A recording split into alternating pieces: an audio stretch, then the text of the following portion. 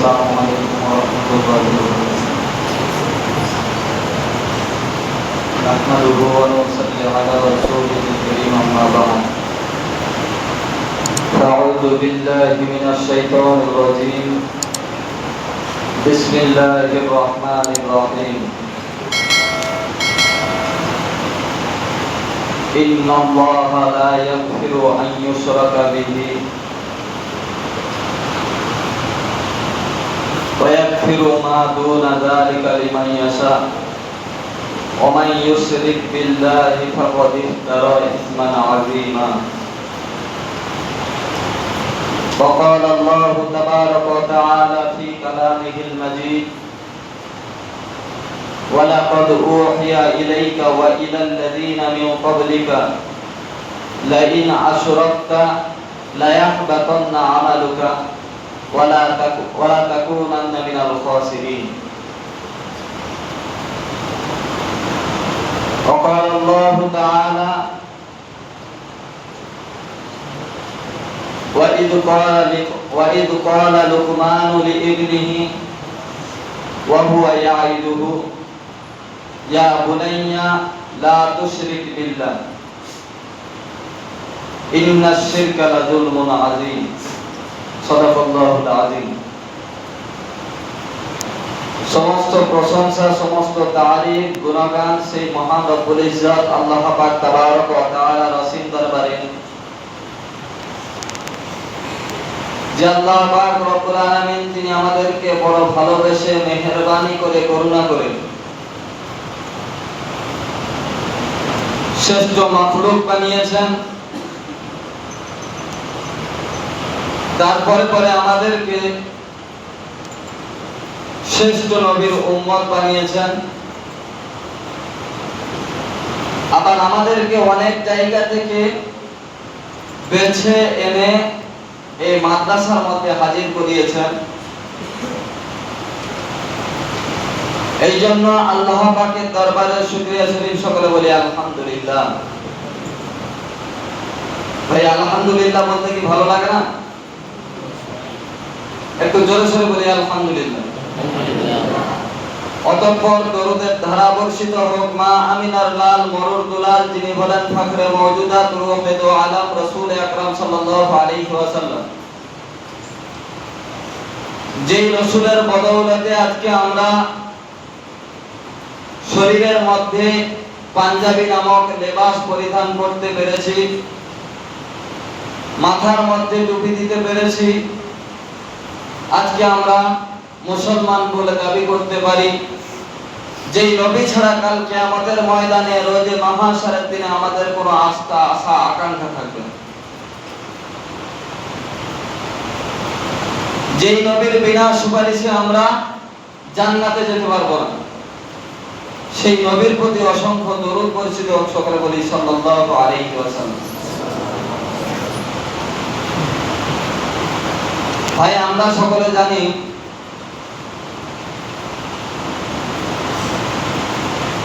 যে আজকে আমাদের মধ্যে শিরক খুব প্রচলিত। আমরা কথায় কথায় শিরক করে ফেলি, করি না? কথায় কথায় শিরক করে ফেলি। আমি যদি অমুক কাজ না করি আমার খাওয়া হবে না, আমি যদি ওই পীর সাহেবের কাছে যাই তবে হয়তো আমার এই আশাটা পূরণ হবে। এই যে এই সমস্ত জিনিস, এগুলোকে বলে শিরক। যে আল্লাহর উপর আস্থা না করে মাখলুকের উপরে আস্থা করা, এগুলো হচ্ছে শিরক। আর শিরক হচ্ছে দুই প্রকার। এক নম্বর হচ্ছে শিরকুল আকবার, আর দ্বিতীয় নম্বর হচ্ছে শিরকে আসগর। আবার এই শিরকে আকবরের হচ্ছে তিনটে ভাগ আছে: শিরকে ইতিকাদ, শিরকুল আকওয়াল, আর হচ্ছে শিরকুল আমাল। শিরকে ইতিকাদটা কি? বিশ্বস্ত শিরক। কোনটা? বিশ্বস্ত শিরক হচ্ছে ওইটা যেটা হচ্ছে আমরা বিশ্বাস করি যে রুজি দেওয়ার মালিক আল্লাহ, সন্তান দেওয়ার মালিক আল্লাহ,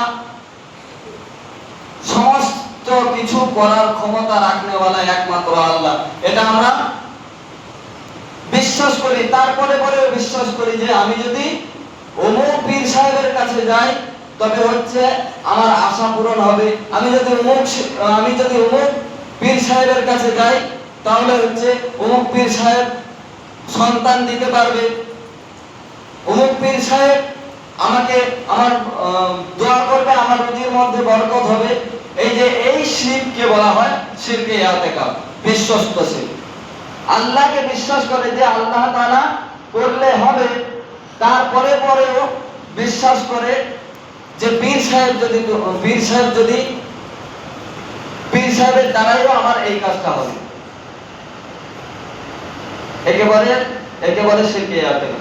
আর শিরকে আকবার কোনটি?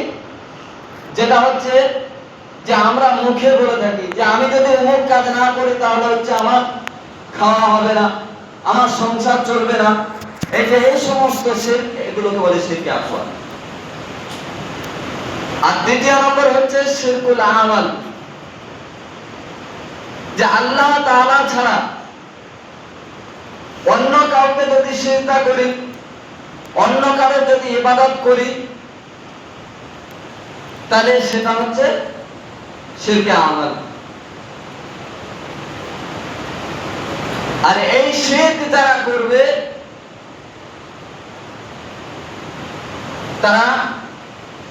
তাদেরকে আল্লাহ পাক রব্বুল আলামিন ক্ষমা করবেন না। এইবার হচ্ছে কথা হচ্ছে, একজন বেদিন সে বলছিল যে আমরা শুনেছি তোমাদের আল্লাহ নাকি খুব রহমান, রহিম, দয়ালু, তাহলে তোমাদের আল্লাহ সব গুনাহ ক্ষমা করবে, কিন্তু এই শিরকের গুনাহটা ক্ষমা করবে না কেন? এ তো সামান্য গুনাহ, এই গুনাহটা কেন ক্ষমা করবে না?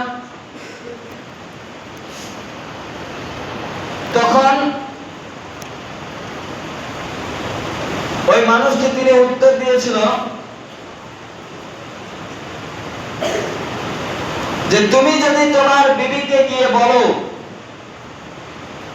যে আমি তোমাকে রেখে আমি আবার একটা বিয়ে করতে যাচ্ছি,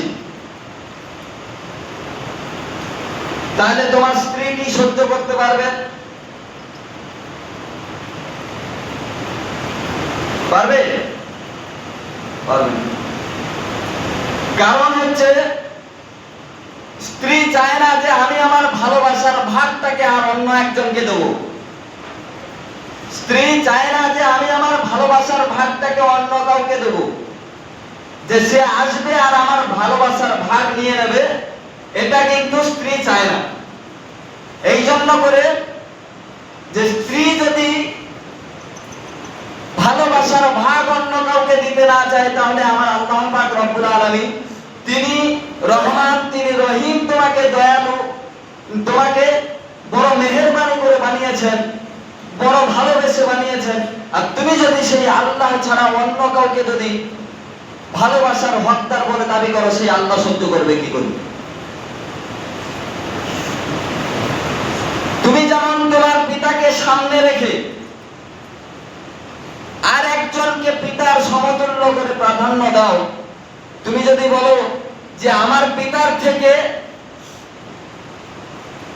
এই মানুষটির অবদান আমার পিছনে অনেক বেশি, আমার পিতা যা করতে পারেনি এই মানুষটি তা করেছে, তাহলে বলেন তো পিতা খুশি হবে না নারাজ হবে? নারাজ হবে কি হবে না? তাহলে তুমি বলো, তোমার পিতা যদি এই কথায় নারাজ হয়, তাহলে আমার আল্লাহ, যে আল্লাহ তোমাকে এত রহমত, এত মেহেরবানি করে বানিয়েছে, সেই আল্লাহর সঙ্গে যদি আর অন্য কাউকে শিরক করেছে, তাহলে আল্লাহ নারাজ হবে না?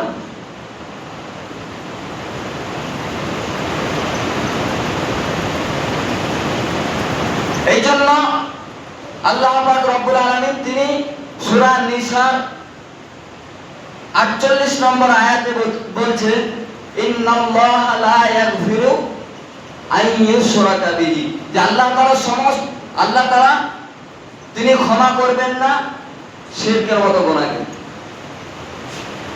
ওয়া ইয়াগফিরু মা দুনা যালিকা লিমান ইয়াশা, এছাড়া আল্লাহ পাক রব্বুল আলামিন সমস্ত গুনাহকে ক্ষমা করে দেবেন যদি তিনি চান।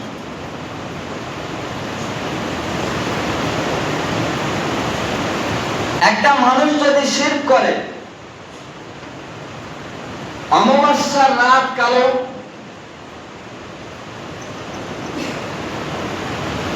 আবার গর্তের ভেতরে, এই কালোর ভেতরে গর্ত, এই গর্তটা কালো হবে না সাদা হবে? কালো হবে।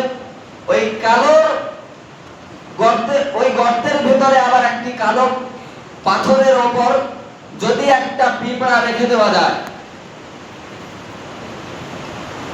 ওই পিঁপড়াটাকে খোঁজা ঠিক যতটা কঠিন, ওই রকম ভাবে একটা মানুষের ভেতরে যদি শিরক থাকে, তাহলে তার ভেতরে ভালো আমল আছে কিনা এটা খোঁজাও খুব কঠিন।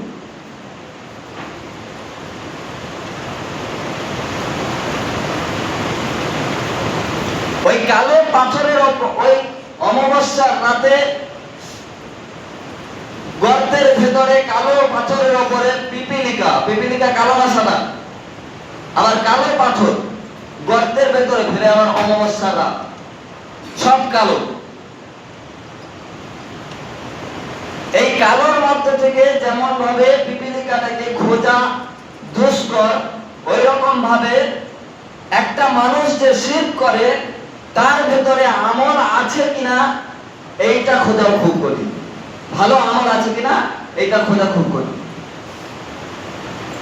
এই জন্য শিরক হচ্ছে জঘন্যতম অপরাধ। আর এই শিরকটা হলো সব থেকে বেশি নূহ আলাইহিস সালাতু ওয়াস সালামের জামানায়। তারা আল্লাহ তাআলার ইবাদত করত। 5 জন বুজুর্গ ব্যক্তি ছিল, তারা আল্লাহ তাআলার ইবাদত করতে, এবার তারা ইন্তেকাল করে কবরে চলে গিয়েছেন। এবার মানুষেরা আল্লাহ তাআলার ইবাদত করে, শয়তান এসে ধোঁকা দিয়েছে যে তোমরা তো আল্লাহকে দেখতে পাও না, বা তোমাদের ইবাদতের মধ্যে মনোযোগ পয়দা হবে না। এই জন্য করে এই যে 5 জন বুজুর্গ ব্যক্তি, এনারা যারা ইন্তেকাল করেছেন, শয়তান ধোঁকা দিচ্ছে আর কি, লোরানি ধোঁকা, যে এই 5 জন ব্যক্তি, বুজুর্গ ব্যক্তি, এনারা যারা ইন্তেকাল করেছেন, তোমরা এক কাজ করো, এনাদের মূর্তি তৈরি করো, এনাদেরকে সামনে রেখে যখন তোমরা ইবাদত করবে, তোমাদের ইবাদতের মধ্যে মনোযোগ পয়দা হবে। তখন যারা ইবাদত করনেওয়ালা ছিল ওরা ভাবছে হ্যাঁ ঠিক বলছো তো, আল্লাহ তাআলাকে দেখতে পাই না। এবার যারা বুজুর্গ ব্যক্তি, এদেরকে সামনে রাখলে কিন্তু আমাদের ইবাদত করা খুব সুবিধা হবে, আর আমাদের ইবাদতের মধ্যেও মনোযোগ পয়দা হবে। এই জন্য করে ওই 5 জনের মূর্তি তৈরি করলো। এবার মূর্তি তৈরি করার পরে ওরা ইবাদত করছে।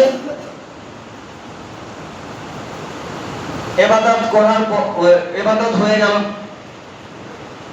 ওনারা ইন্তেকাল করলেন। এইবার হচ্ছে ওনাদের প্রজন্ম যারা, তারা হচ্ছে, ওরা তো ওদেরকে সামনে রেখে আল্লাহ তাআলার ইবাদত করত, আর ওদের প্রজন্ম যারা, তারা হচ্ছে আল্লাহ তাআলাকে ছেড়ে এদের ইবাদত করত।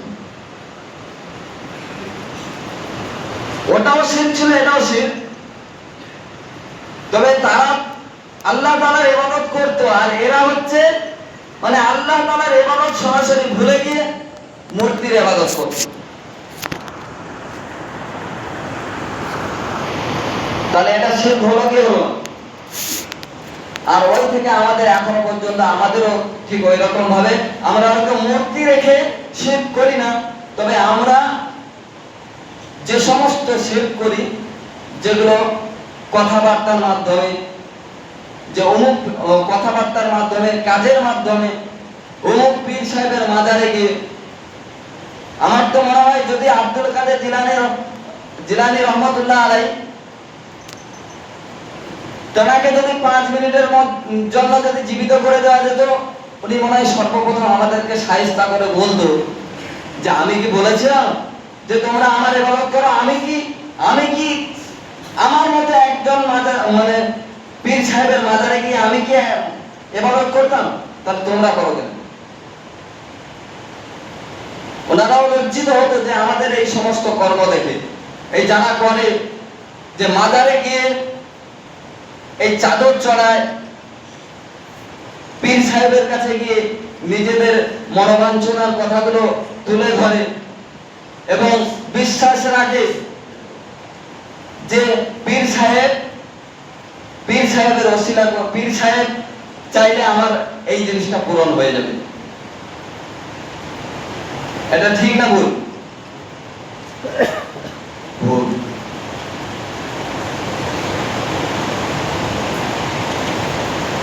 কোরআন শরীফের মধ্যে সূরা লোকমানের মধ্যে লোকমান তার ছেলেকে নসিহত করছে, বলছে ইয়া বুনাইয়া, হে আমার বেটা, লা তুশরিক বিল্লাহ, তুমি কখনো আল্লাহ তাআলার সঙ্গে শিরক করবে না। কেন? ইন্নাশ শিরকা লাযুলমুন আযীম, শিরক হচ্ছে বহুত বড় গুনাহ, যেই গুনাহ আল্লাহ তাআলা ক্ষমা করবেন না, বাদ বাকি সমস্ত গুনাহ ক্ষমা করে দেবেন। একজন যদি পাহাড় সমতুল্য গুনাহ করে, আর ওই গুনার মধ্যে যদি শিরকের গুনাহ না থাকে, তবে আল্লাহ তাআলা তার সামনে এমন ভাবে আসবেন,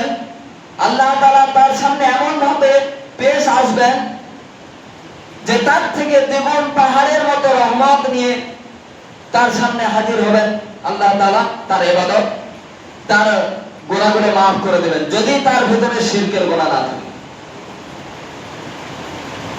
আর যদি তুমি পাহাড় সমতুল্য তুমি গুনাহ নেকি করে ফেলো, আর ওই নেকির মধ্যে থেকে একটি শুধু শিরকের গুনাহ আছে, তোমার সমস্ত আমল বরবাদ হয়ে যাবে। এই শিরকের ব্যাপারে এত কঠোর নিষেধাজ্ঞা রয়েছে। আল্লাহ পাক রব্বুল আলামিন তিনি হাবিবকে সম্বোধন করে বলছেন, আল্লাহ রাসূলকে সম্বোধন করে বলছেন যে ওয়ালাকাদ উহিয়া ইলাইকা, হে রাসূল, আপনার উপরে ওহী নাযিল করা হয়েছে। ওয়ালাকাদ উহিয়া ইলাইকা, হে নবী, আপনার উপরে ওহী নাযিল করা হয়েছে। ওয়া ইলাল্লাযীনা মিন ক্বাবলিকা, এবং তোমার পূর্ববর্তী যে সমস্ত নবী ছিল তাদের উপরে ওহী নাযিল করা হয়েছিল। তোমার পূর্ববর্তী যে সমস্ত নবীরা এসেছিল তাদের উপরে ওহী নাযিল করা হয়েছিল। লাইন আশরাকতা, তুমি শিরক করবে না, যদি শিরক করো লায়াহবাতান্না আমালুকা, হাবিব তোমার আমল বরবাদ হয়ে যাবে। আচ্ছা, আল্লাহ রাসূল সাল্লাল্লাহু আলাইহি ওয়াসাল্লাম তিনি কি শিরক করবেন? শিরক করবেন না। আল্লাহ তাআলা ওনার দ্বারা আমাদের সকলকে বোঝাতে চাইছেন যে তোমরা সকলে সাবধান হয়ে যাও, লায়াহবাতান্না আমালুকা, না হলে তোমাদের সমস্ত আমল বরবাদ হয়ে যাবে। ওয়ালা তাকুনান্না মিনাল খাসিরিন, এবং তোমরা ধ্বংস হয়ে যাবে, তোমরাই ধ্বংস হয়ে যাবে। তাহলে চিন্তা করে আল্লাহ রাসূলকে যদি এই কথা বলা হয়, আল্লাহ রাসূলকে বলছে যে হাবিব, তোমার উপরে ওহী নাযিল করেছি, তোমার পূর্ববর্তী নবীগণের উপরে ওহী নাযিল করেছি, এবং তোমার উপরে ওহী নাযিল করেছি, তোমার পূর্ববর্তী নবীদের উপরে ওহী নাযিল করেছি। অতএব হাবিব, তুমি শিরক করবে না। যদি শিরক করো, আল্লাহ রাসূলকে বলছে, তাহলে আল্লাহ রাসূলকে যদি বলে, তাহলে আমরা কোথায় আছি ভাই? আল্লাহ রাসূলকে বলছে আল্লাহ পাক, লাইন আশরাকতা, তুমি শিরক করবে না। শিরক যদি করো, লায়াহবাতান্না আমালুকা, তোমার সমস্ত আমল বরবাদ, ধ্বংস হয়ে যাবে। ওয়ালা তাকুনান্না মিনাল খাসিরিন, এবং তুমি ধ্বংস হয়ে যাবে। এই জন্য আমরা সকলে শিরক থেকে বেঁচে থাকবো ইনশাআল্লাহ। ভাই যত আমল করি, যত ইবাদত করি, হাজারো মানুষকে দেখাই যে আমি ইবাদত করনেওয়ালা,